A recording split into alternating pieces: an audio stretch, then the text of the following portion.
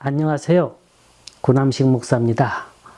오늘 전해드릴 본문 말씀은 요나서 2장 1절에서 4절까지의 말씀입니다.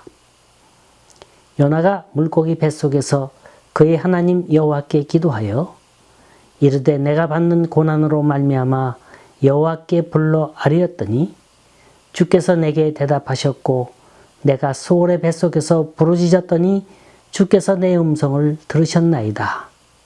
주께서 나를 깊음 속 바닷가운데에 던지셨으므로 큰 물이 나를 둘렀고 주의 파도와 큰 물결이 다 내 위에 넘쳤나이다. 내가 말하기를 내가 주의 목전에서 쫓겨났을지라도 다시 주의 성전을 바라보겠다 하였나이다. 독일의 예술가 가운데 에어하트 미츠라프라는 미술가가 있습니다. 이 사람은 나무를 조각해서 그림을 그리는 목판 화가입니다. 그가 일생에 만든 작품 중에 아주 걸작이 하나가 있는데 이 작품의 소재가 구약 요나서에서 따온 겁니다. 요나하면 제일 먼저 떠오르는 대명사가 있죠? 큰 물고기입니다. 이 요나는 이 물고기 뱃속에서 밤낮 사흘을 지냈어야만 했습니다. 바로 이걸 소재로 미소 짓는 물고기란 제목의 대작을 이 화가는 만들어냈죠. 어떤 예술이든지 사물을 직설적으로 표현하는 것만으로는 대작이 되지 못합니다. 작품에는 생명이 흘러 있어야 돼요. 역사에 있어서 예술의 황금기였다고 하면 뭐니 해도 중세의 미술을 따라갈 수가 없을 겁니다. 이때의 작품을 보면 물론 그 작품 자체가 정교하고 아름다움이 넘쳐 있지만 그것보다도 그 작품이 지니고 있는 깊은 의미가 있습니다. 이 속에 힘이 있고 이 속에 인간의 고뇌가 있고 이 속에 뭔가 살아 움직이는 생명이 있습니다. 이 미소 짓는 물고기도 바로 이런 인간의 고집스러우면서도 나약한 면을 잘 꼬집어낸 작품입니다. 이 작품을 잘 뜯어보면 큰 물고기가 요나를 삼키려고 입을 벌리고 있어요. 근데 요나는 이 입 속에 안 들어가려고 해초에 매달려서 발버둥을 칩니다. 이 모습을 보고 물고기는 웃는 건지 비웃는 건지 모를 정도로 야릇한 미소를 짓고 있고 요나는 절망과 체념 속에서 어쩔 줄 몰라 합니다. 요나가 아무리 발버둥 쳐도 물고기 입에선 벗어날 수가 없어요. 이런 상황을 물고기는 다 알고 있다는 듯 미소를 짓고 있습니다. 이건 비웃는 게 아니에요. 이미 모든 걸 알고 있는 자의 미소인 겁니다. 이 작품을 이해하는 사람이라면 이 물고기가 말하고자 하는 그 음성을 들을 수 있어야 합니다. 요나야, 왜 내게서 도망치려 하느냐? 내 뱃속에 들어올 때 이때가 구원의 때인 줄 모르느냐? 조금만 참아봐라. 이 속에 출구가 있고 이 속에 하나님의 은혜가 있고 이 속에 하나님의 크신 사랑이 있단다. 요나는 공포에 쌓여 있지만 물고기는 미소 짓고 있습니다. 그래서 이 작품의 제목이 미소 짓는 물고기입니다. 아주 유명한 작품이죠. 요나서 1장 17절에 보면 바다에 던져진 요나 앞에 하나님은 큰 물고기를 준비하셨다. 이렇게 기록하고 있습니다. 이 물고기는 하나님의 은혜를 상징합니다. 이 물고기가 있음으로 말미암아 요나가 구원받고 니느웨 성이 구원받고 하나님의 백성이 구원을 받는 거예요. 신약성경 마태복음 12장 39절 40절에 보면 예수께서 요나의 기사를 자기 자신에 대한 비유로서 해석하는 부분이 나옵니다. 요나의 표적밖에는 보일 표적이 없나니 요나가 밤낮 사흘을 큰 물고기 뱃속에 있었던 것 같이 인자도 밤낮 사흘을 땅속에 있으리라. 이 말씀은 바로 예수님의 죽음과 부활을 가리키는 말입니다. 주님께서도 무덤 속에서의 정적을 경험하신 분입니다. 이 사흘간의 무덤이었었다면 부활이나 영생이라는 단어는 아무런 의미가 없는 단어가 되고 마는 거예요. 그렇게 되면 우리가 믿는 하나님은 산 자의 하나님이 아니라 죽은 자의 하나님이 되고 마는 겁니다. 주님은 인류의 구원이라는 대과제를 앞에 놓고 스스로 고난의 길을 짊어지셨던 분입니다. 주님이 걸어가신 길은 십자가 길입니다. 아픈 길입니다. 참을 수 없는 고통의 길입니다. 오죽하면 이 길을 할 수만 있다면 피할 수 없겠느냐고 아버지께 호소까지 했겠습니까? 하지만 이 길 속에 물고기의 미소가 있는 거예요. 힘들어도 이 길을 걸어갈 때 아버지의 뜻을 이룰 수 있는 겁니다. 하나님은 우리에게 은혜를 주실 때 단번에 완성품을 주신 적 없습니다. 우리 인간 생애에는 엉금엉금 기는 단계가 있는가 하면 걷는 단계, 뛰는 단계가 있듯이 우리가 주님을 닮아가는 신앙인으로 살아가기 위해선 물고기 뱃속과 같은 어둠과 아픔을 수시로 경험해야 합니다. 이 단계를 거쳐야 주님의 사랑이 뭔지 알게 되고 하나님의 섭리가 뭔지 깨닫게 되는 겁니다. 영화 펄 하버, 진주만을 보면 이런 장면이 나옵니다. 평화로운 휴일을 맞고 있는 미군은 일본의 갑작스런 공습으로 치욕스러운 날을 맞이합니다. 이 공격으로 3,000명이 생명을 잃었고 그보다 훨씬 많은 중환자들이 발생했어요. 이때 야전병원에선 군의관과 간호사와 환자들이 피범벅이 됐습니다. 부상당한 병사들은 여기저기서 아프다고 몰핀 주사를 놔달라고 아우성입니다. 이때 군의관은 간호장교들에게 이렇게 지시를 합니다. 환자들이 너무 많으니 어쩔 수가 없다. 바깥에 나가서 가능성 있는 환자들만 들여보느라 이렇게 말합니다. 이 말을 들은 간호장교들은 그렇게 할 수 없다 이렇게 말하지만 현실은 어쩔 수가 없었어요. 그리고는 밖으로 나갑니다. 환자들의 얼굴 봤어요. 그리고 신음하는 환자들의 이마에 자신이 갖고 있던 립스틱으로 표시를 합니다. 치료를 받고 나올 수 있는 환자들은 A라고 표시를 하고 그 다음 순서로 치료를 받아야 할 환자에겐 C자를 그리고 도저히 가망이 없는 환자에겐 F자를 써내려 갔습니다. 바로 이 장면이에요. F라고 쓰여진 환자는 그 의미를 알지 못하지만 만일 그들이 그 의미를 알게 된다면 도대체 어떤 느낌을 갖게 될까? 이런 생각을 해봤습니다. 나는 버림받은 사람, 아니 버려질 사람.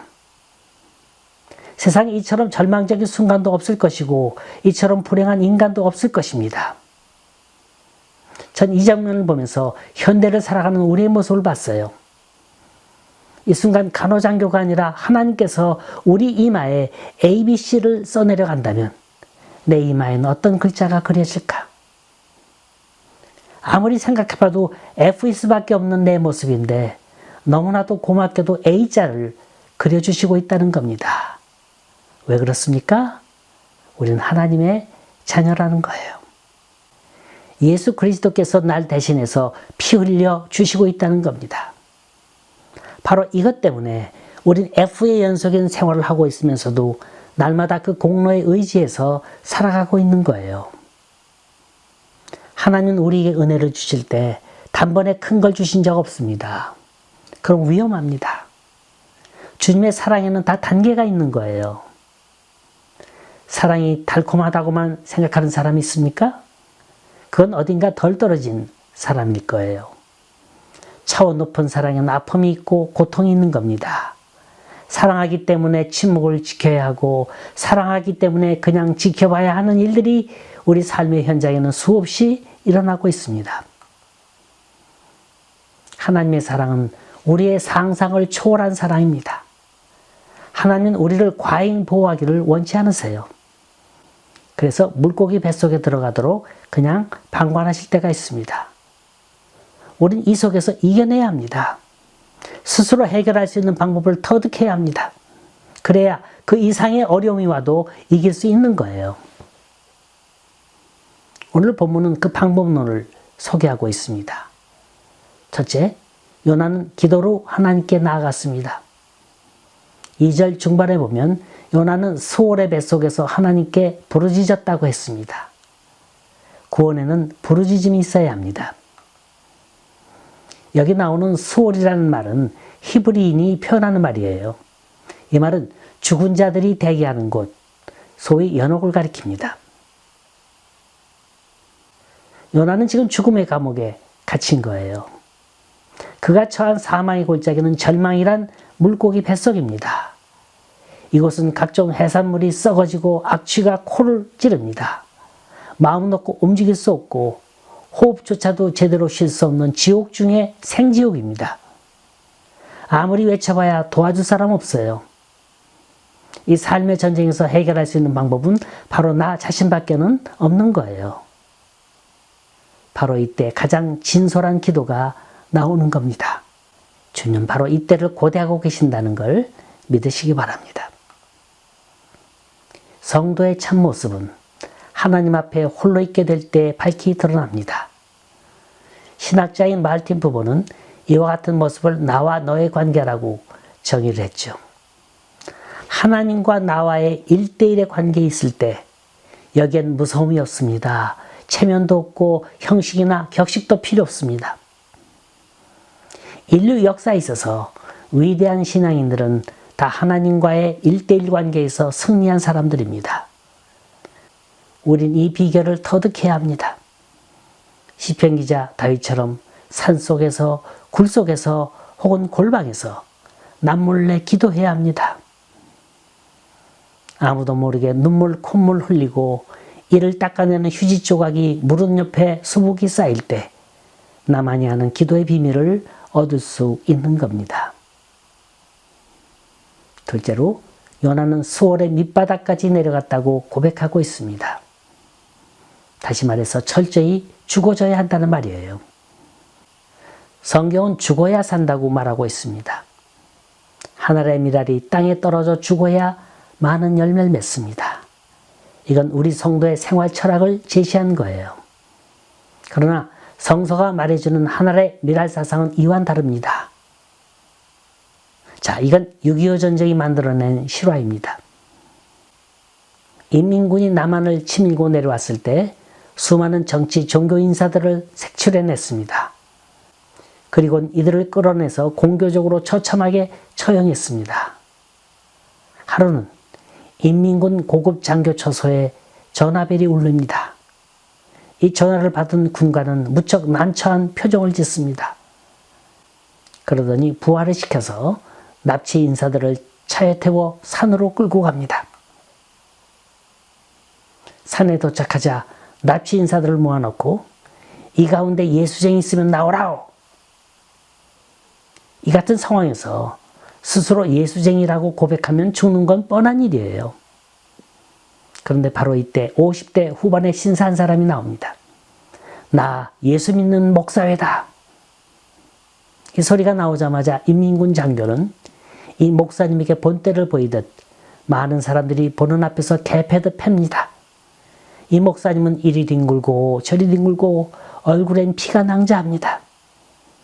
이렇게 군화로 진이긴 군관은 다시 납북 인사들을 향해서 빨리 예수쟁이 나오라고 외칩니다.